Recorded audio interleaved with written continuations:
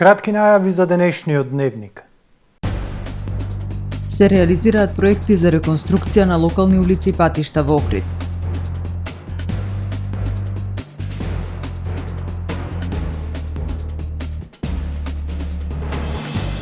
Уништена 1/3 од трската помеѓу Струга и Калишта.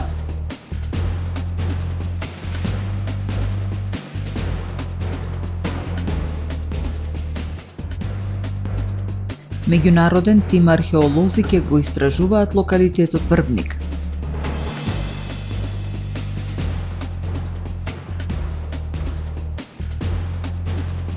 Во земјава има доволен број кланици и живинарски фарми, но многу мал дел од нив извезуваат во Европската унија. Со содржините во дневникот започнуваме повременската прогноза. Останете со нас.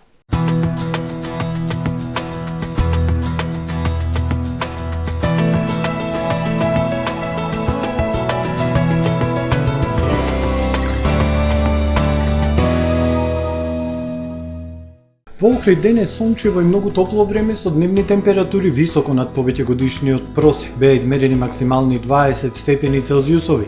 Во текот на ноќта кон вторник ведро и релативно топло. Во вторник на Централна Европа, Алпите, Југоисточна Европа и на Пиренејскиот полуостров. Умерено облачно и нестабилно време со слаби и локални врнежи од дожд. Во останатите делови од стариот континент сончево со локална облачност, но релативно свежо за овој период од годината. Утре на Балканскиот полуостров времето сончево, ќе има локална облачност, ќе биде топло. Во северните, централните и источните делови на полуостровот нестабилно со врнежи од дожд, максималните дневни температури од 16 до 26 степени Целзиусови.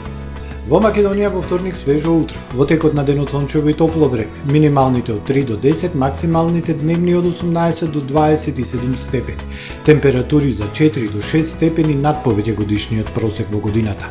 Во Охрид во вторник времето сончево и топло, минималната 6, дневната 19 степени Целзиусови. Во среда во Охрид сончево и топло време, дневната температура до 20, а во четврток и петок умерено облачно време. Ќе има сончеви периоди, но ќе биде посвежо. Дневната температура 16, односно 14 степени Целзиусови.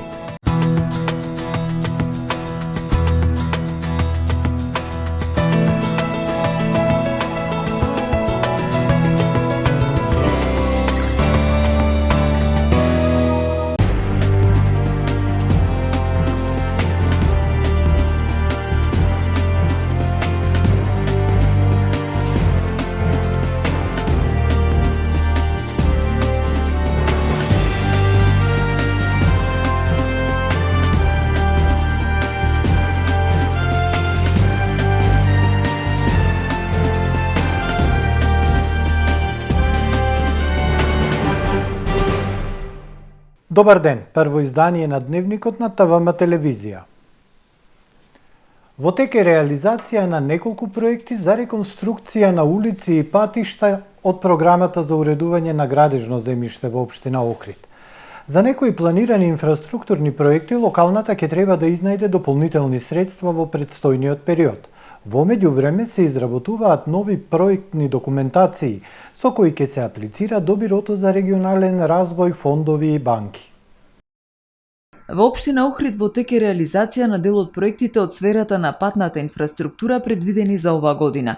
Покрај на улицата Македонски просветители, градежни зафати се започнати за реконструкција на улицата Момчило Јордановски и 3 краци на улицата Даме Груев. Станува збор за проект од Бирото за регионален развој во вредност од 13 милиони денари, во кој има учество и општина Охрид со сопствени средства од 2 милиони денари. Во тек е изградбата на двете улици, започна во последниве 2 до 3 недели, односно ваму се 3 краци заедно со паркингот помеѓу зградите, а Момчило Јордановски ќе биде буквално од кружното па се до местото каде што се искачува за населбата бараки. Така да активностите се во тек веќе и во наредниот месец дена ќе биде завршени двата дела од проектот ќе бидат завршени, кои што е заедно во соработка со Југозападниот плански регион и Бирото за регионален развој. За локалната самоуправа приоритетна е улицата Гоце Делчев. За реконструкција на оваа сообраќајница општина Охрид има склучено договор со владата и ТАФ на околу 700.000 евра, но нејзината реализација најде на проблеми. Тој проект кој што има изготвена владата не содействува со состојбата која што ја посакуваме да ја добие. Именно. Со тие 700.000 евра, кои што општината треба да ги потроши, а воедно да кажем дека проектот е тендериран и веќе избран изведувач, не се опфатени хидротехничките услови. Односно, не е опфатена водоводната линија, за која имаме информација дека се олитни цевки, не е опфатена канализационата мрежа и не е опфатена атмосферската канализација. Дополнителен проблем во ова улица и се тротоарите кои се обструирани од низа бандери за осветлување и за поставување на кабловски жици за поврзување со интернет и телевизија и секако решавање на овој проблем ќе посакува дополнителни средства. Во тек изработка на дополнителен проект и проценка на стручните служби е дека за реконструкцијата на улицата Гоце Делчев ќе бидат потребни дополнителни 500.000 евра кои ќе треба да ги обезбеди општина Охрид. За одредени големи зафати за решавање на клучни и горливи проблеми кои се нотирани во препораките на УНЕСКО, општина Охрид нема финансии. Потребни ни се проекти подготвени за аплицирање, вели градоначалникот Пецаков. Такви се проектите за фекална канализација во селата Горно и Долно Лакочере и Трпејца, за чија изработка општината веќе има објавено тендер. До 35 е рокот за изработка на проектите и за Трпејца, кој што ќе чини повеќе од 2,5 милиони евра и за отприлика, зборувам зависи како ќе тековната ситуација, како ќе на цените во моментот кој што ќе ги затекнеме, истото важи и за Горно и за Долно Лакочере. И нормално дека такво финансирање општина Охрид сама не е возможно да го направи, ама за да сме спремни и да можеме да аплицираме, односно тие проекти да бидат апликабилни и да бидат спремни за да може да добијат финансирање без разлика од каков фонд или банка, е потребно проекти. Општината аплицира и на јавен повик на Бирото за регионален развој во мерката за развој на руралните средини со проект за изработка на проектно-техничка документација за пат од село Лескоец до Горно и Долно Лакочереј, во кој се бара 50% учество на општината. Некои проекти кои беа ветени во предизборната програма на градоначалникот Пецаков, за жал нема да се реализираат ниту оваа, ниту наредната година. Такви се изградбата на спортска сала во селото Лескоец, за кој Министерството за образование и наука нема планирано средства, па ќе мора да ги обезбеди општина Охрид. Изградбата на мултифункционални игралишта во Видобишта и Велгошти е заглавена поради нерасчистени имотно-правни односи. Периодов во општина Охрид активно се санираат јавни површини кои подолг временски период беа руинирани и запуштени. Општината изготви план за нивно враќање во функција пред почетокот на летната сезона, а во соработка со јавните предпријатија. Ке се санираат плоштадот кај минимаркет, пешачките патеки, канал студенчишта, хотел парк, Лабино Канео, Лабино Воска Далјан, детските и повеќенаменските игралишта на целата територија на општина Охрид. Повеќе од 1/3 од езерската трска на потегот Струга-Калишта е потполно уништена. На спалените површини вдолж крајбрежјето одникнуваат нови парапетчиња. Активистите бараат засилени контроли од страна на инспекцијските служби и казни за несовесните граѓани.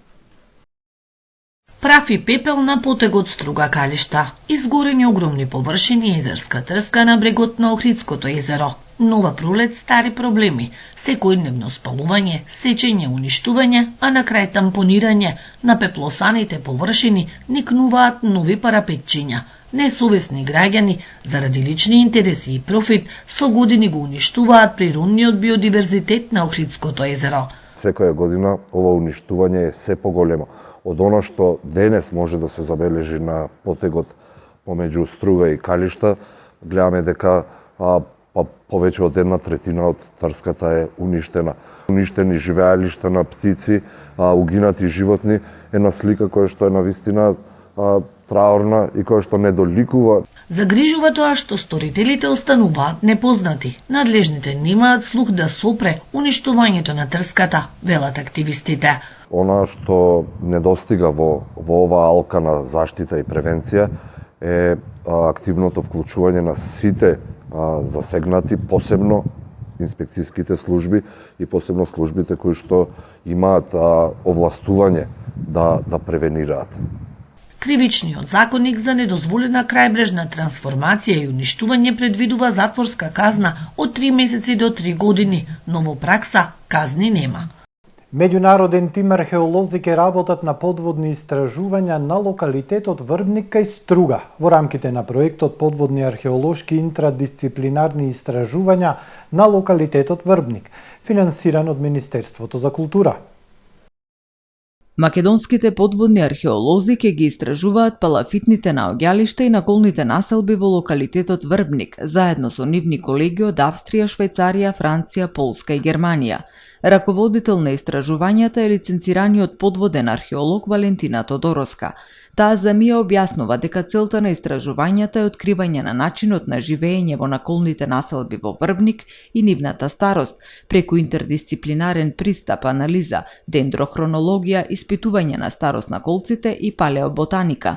Истражувањето на Врбник е дел од интернационален проект со акцент на животот и активностите во наколните населби покрај езерата во Македонија, Албанија и Грција. Станува збор за заеднички проект на универзитетите во Берн, Солун и Оксфорд. Во рамки на проектот досега се реализирани истражувања на локалитетот Деспилио, Костурско езеро во Грција, Лин во Албанија и заливот на Коските кај Охрид. Во рамки на активностите предвидени се и отворени денови за пошироката јавност, кога ќе бидат представени дел од резултатите од истражувањето и граѓаните ќе имаат можност да се запознаат со методологијата и работата на овој тип истражувања. Целта е подигање на јавната свест за културното наследство, неговото значење и промоција, информира Тодороска. Активностите кај локалитетот Врбник ќе ги реализира Археолошкиот музеј на Република Македонија во соработка со музеот доктор Никола Незлобински од Струга, како дел од проектот Експло предводен од Универзитетот во Берн, Швајцарија. Гордана Лолеска од Здруженијето за поддршка на лицата со ретки болести, ретко е да си редок од Охрид, оствари велигденска средба со председателот на Република Македонија Стево Пендаровски и неговата сопруга Елизабета Ѓоргиевска. Лолеска, председателот и првата дама, го поминаа велигденското претпладне во разговор во председателската вила во Охрид. Од името на лицата со ретки болести на професор доктор Елизабета Ѓоргиевска поради незината безусловна поддршка, грижа и емпатија, Лолеска од Здруженијето Ретко е да си редок и подари специјален брош изработен од филигран со логото на ретките болести од вредните раце на Павлина Шикалеска. Таа е вистински пријател кога станува збор за унапредување на квалитетот на живот на овие пациенти. Како дел од тимот ги запознаваме ретките болести, професор доктор Ѓоргиевска ни влева надеж и сигурност дека во борбата за подобар живот на нашите деца не сме сами. Како родител и активист за ретки болести, среќна сум што во државата има личности како неа кои имаат слух и емпатија за пациентите, но и за нас како родители, што дополнително не мотивира никогаш да не се откажеме, истакна Гордана Лолеска. Таа додава дека ваквите неформални средби се ретки затоа што се искрени и затоа што најотворено се зборува за предизвиците со кои се соочуваат лицата со ретки болести и нивните семејства се радуваат на успесите и од секој разговор стануваат подобри. Се надевам дека овој пример ќе го следат и другите општествено одговорни чинители затоа што само заеднички можеме да делуваме и само заеднички можеме да направиме позитивни промени, порачува Гордана Лолеска честитајќи им го Великден на граѓаните. Великденски црковен концерт во Струшко Враништа.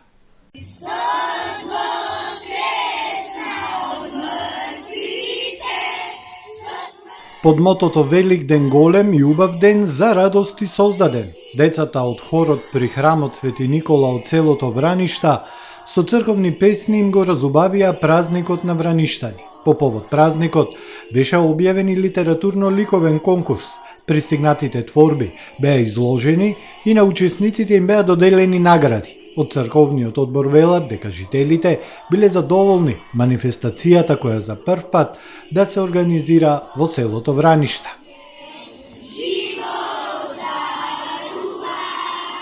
Досега нема взаемен договор со ресорните министри за прекин на штрајкот на просветните работници и вработените во градинките, изјави на денешната пресконференција председателот на СОНК Јаким Неделков и најави дека е можно попладне да има средба во владата.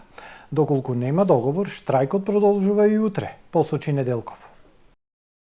Самостојниот синдикат за образование, наука и култура најави продолжување на генералниот штрајк на своето членство во градинките, основното и средното образование, поради нивните барања за усогласување на платите во просветниот сектор со минималната плата.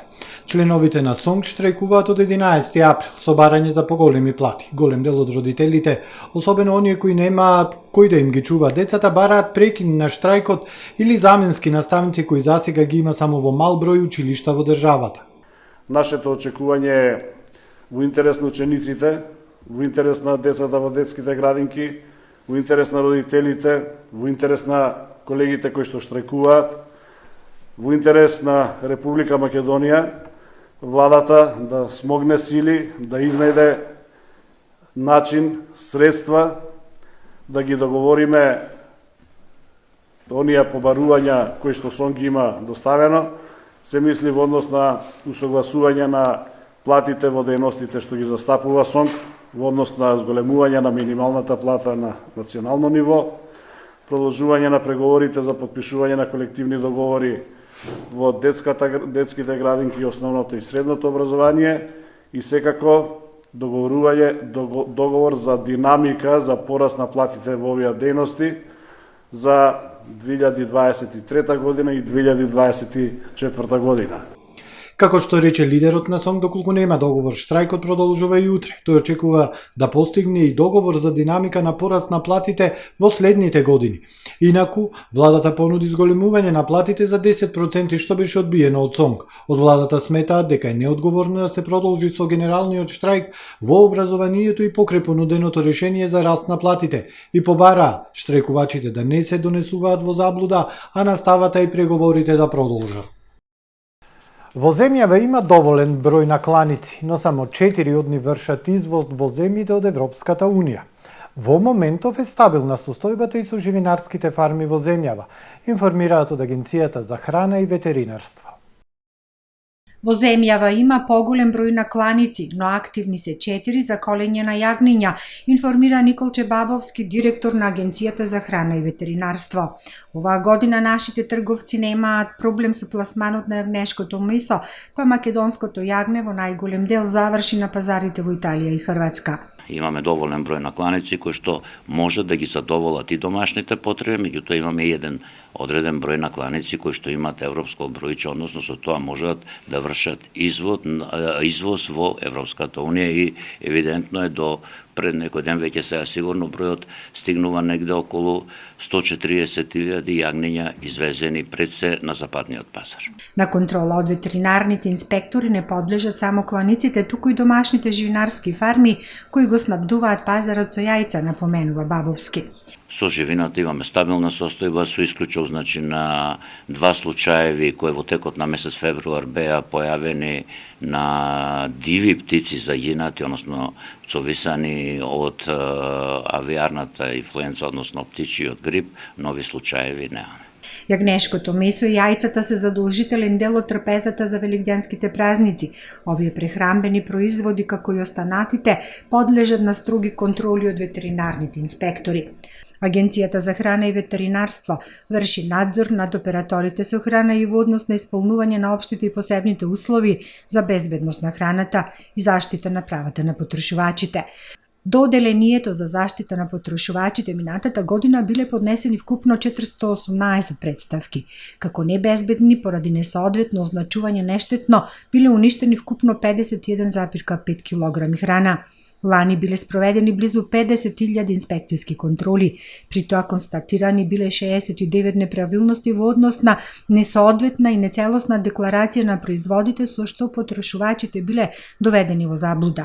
Изречени биле 8 забрани за пуштање во промет на храна, 35 наредби за отстранување на утврдените недоследности со контролите, 8 наредби за повлекување од повикување на производи. 12 наредби се однесувале за уништување на храна, а изречени биле 4 опомени, информираат од Агенцијата за храна и ветеринарство. Во полицискиот билтен, нарушување на јавниот ред и мир и засилени сообраќајни контроли за време на празничниот викенд на територијата на СВР Охрид. Вчера во 6 часот и 30 минути 26 годишен кавадарчанец пријавил дека во казино лоцирано на улицата Партизанска во Охрид бил физички нападнат од 41 годишен жител на Охрид. Се преземаат мерки за расчистување на случајот, информира портпаролот на СВР Стефан Димовски. Истиот ден, во 5 часот, во СВР Охрид приведен е 35-годишен охриѓанец.